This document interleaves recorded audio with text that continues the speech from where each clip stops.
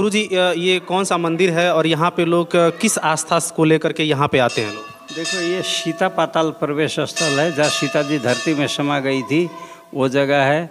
आस्था की बात है, ये जहाँ तक आस्था और विश्वास ही तो भगवान होता है ना। जैसे कहने का मतलब ये है कि सीता माता जो है यहाँ पे ये पाताल लोक जो है माना जाता है। सीता माता जो है यहीं पे अपने शरीर को जो है धरती में यहीं पे समाई थी। अच्छा, ठीक है। और यहाँ पे जो है सीता माता किसके किसके साथ रहती थी? 88,000 ऋषि लोग थे, वाल्मीकि जी थे, लवकुश थे, सभी थे। अच्छा, ठीक है। और ये थोड़ा सा यहाँ पे दिखाइए, यही वो जगह है, मुझे लगता है कि सीता जी जो है धरती में गई थी। 112 किलोमीटर के आश्रम है। लवकुश का जन्म यही हुआ। राम जी ने अश्वमेध यज्ञ किए थे, घोड़ा छोड़े थे, और घोड़ा भी लवकुश ने यही पकड़े थे। और जितने भी राम के फौज लोग सब परास्त हो गए। अंत में राम जी आए, सीता जी को वापस जाने के लिए कहे थे, बोले नहीं, बिना हम पहले दोषी नहीं थे तो निर्दोष को तो दोषी बनाया गया, अब हम दोषी ठहराया कर हमको निकाल दिया गया। अभी आप कहते हैं चलो हमारे साथ अयोध्यावासी लोग क्षमा चाहते हैं, तो वो अब हम नहीं जाएंगे। अभी तो आपके पीछे लग के जाने से तो दोषी को ले आया, कहेंगे समाज तो वही है, फिर से कलंक लगे, नहीं जाएंगे, आप अपने बने रहिए। तो राम जी लवकुश को ले गए, राजा बनाकर खुद जल समाधि ले लिए, व सीता माता ने यहाँ समाधि लिए। और इसके पीछे में वाल्मीकि ऋषि ने समाधि लिए, वो जिसका नाम योग मंदिर है, लिखा हुआ है पीछे में, योग मंदिर, वहाँ पीछे जो है।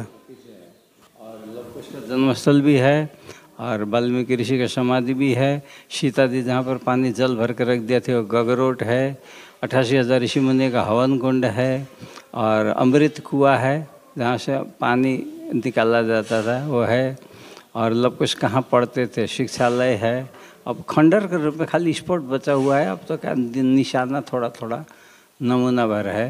जी जी जी, यहाँ पे लगभग उस टाइम पे तो सारा जंगल ही रहा है, और अभी भी जंगल है। 112 किलोमीटर तक, बहुत लंबा है।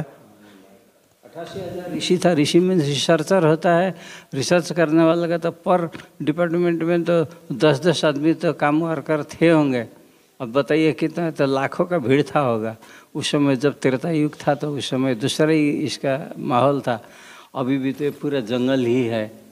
अभी चारों तरफ जंगल है, लेकिन जंगल में भी रास्ता काट करके बनाया गया है ताकि लोगों को आसानी हो कहीं आने जाने के लिए सुविधा हो।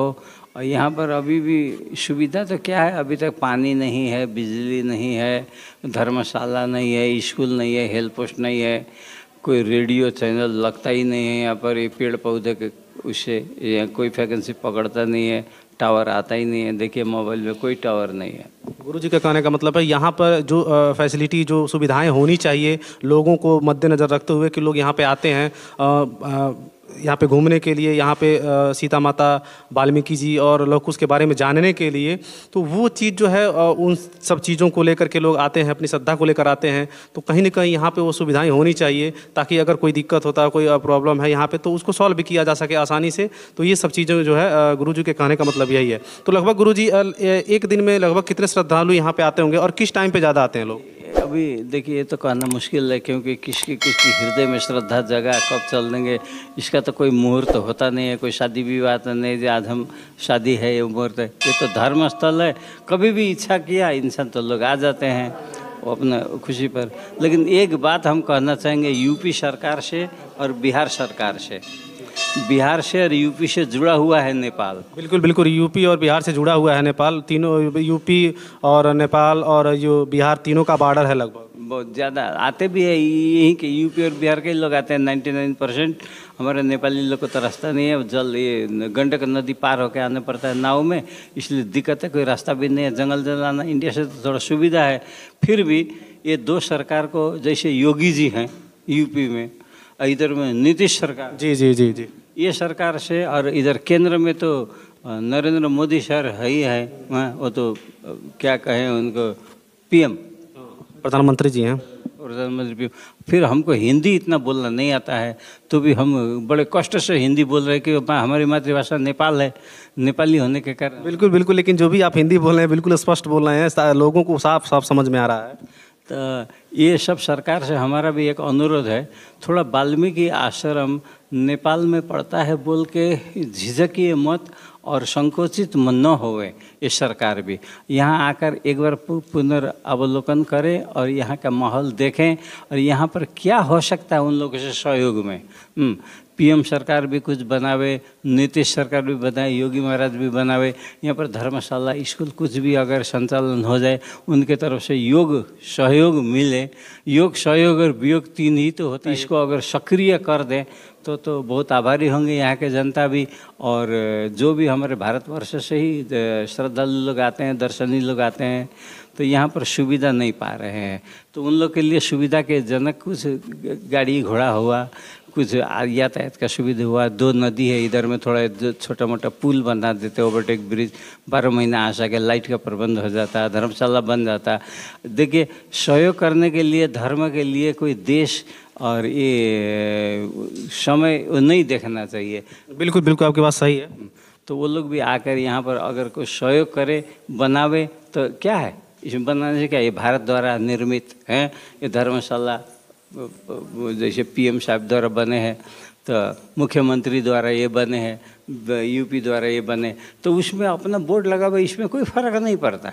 सहयोग तो है धर्म में। गुरु जी का कहने का मतलब ये है कि जो सीता माता हैं, लव कुश थे या वाल्मीकि जी थे, ये किसी पर्सनल किसी एक के नेपाल या बिहार या फिर ये कहिए कि भारत मतलब उत्तर प्रदेश, किसी एक देश के या फिर किसी एक राज्य के ये भगवान नहीं थे, ये सबके लिए हैं। तो सभी लोग जो है सहयोग करें और यहाँ पे जो आने का रास्ता है वो बहुत गड़बड़ है, तो उसको थोड़ा सही कराया जाए।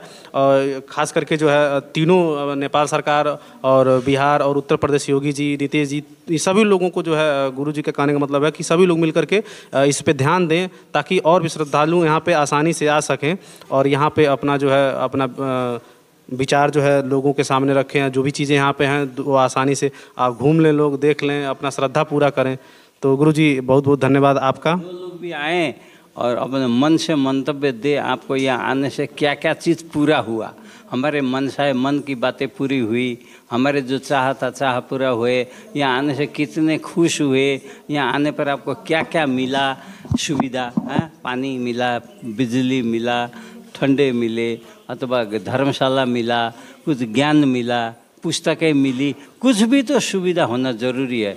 तो जो पब्लिक आएंगे, जो दर्शनी लोग आएंगे, वो लोग अपने मुँह से ही बयान करें तो अच्छा होगा। यही हम करना चाहते हैं। सब सरकार मिलकर अगर वाल्मीकि आश्रम को उजागर करे, बिल्कुल अच्छा लाइट हाईलाइट ही करना चाहिए, नहीं तो लाइट में तो लाए कम से कम। कितने तो अपना जिला में ही पता नहीं है जो कहाँ पर है वाल्मीकि आश्रम, कैसा है। देखें, कोई भूले भटके आ जाते हैं तो बेचारे निराश होकर चले जाते हैं, क्योंकि यहाँ पर इतना व्यवस्था कुछ नहीं है। बिल्कुल बिल्कुल, हम लोग जब निकले हैं, जब हम लोग बिहार में एंट्री किए हैं, तो वहाँ से लेकर यहाँ तक लगभग हम लोग 30 किलोमीटर आए हैं। 30 किलोमीटर में लगता है कि लगभग 30 या 35 किलोमीटर रहा होगा उत्तर प्रदेश का बॉर्डर और यहाँ तक। इसके बीच में लगभग 10 या 12 किलोमीटर रोड बहुत ज़्यादा ख़राब था। इसी की वजह से जो है लोग यहाँ पे आना भी नहीं चाह रहे हैं, क्योंकि रोड बहुत ज़्यादा ख़राब है। तो गुरु जी का कहना है कि सभी सरकार मिल करके इस पर ध्यान दें और इसको अच्छे से बनाएं, ताकि यहाँ पर लोग आएँ, आसानी से आ जाएँ। और जब रोड बनेगा और यहाँ की जो व्यवस्थाएं हैं वो सारी सुचारू रूप से चलेंगी, तो अच्छा खासा भीड़ लगेगा और लोगों को इनके बारे में जानकारी भी होगी। तो बात है, धर्म और भगवान सिर्फ नेपाल का नहीं होता, ये सर्वदेशीय भगवान शब्द। जैसे सूरज जो है, सूरज कोई जातिगत लिंग भेद रंग भेद में नहीं है, हर जाति के सर पर सूरज के रोशनी लगे हैं, तापकर्म लगे हैं, चंद्रमा सबको शीतलता देती है।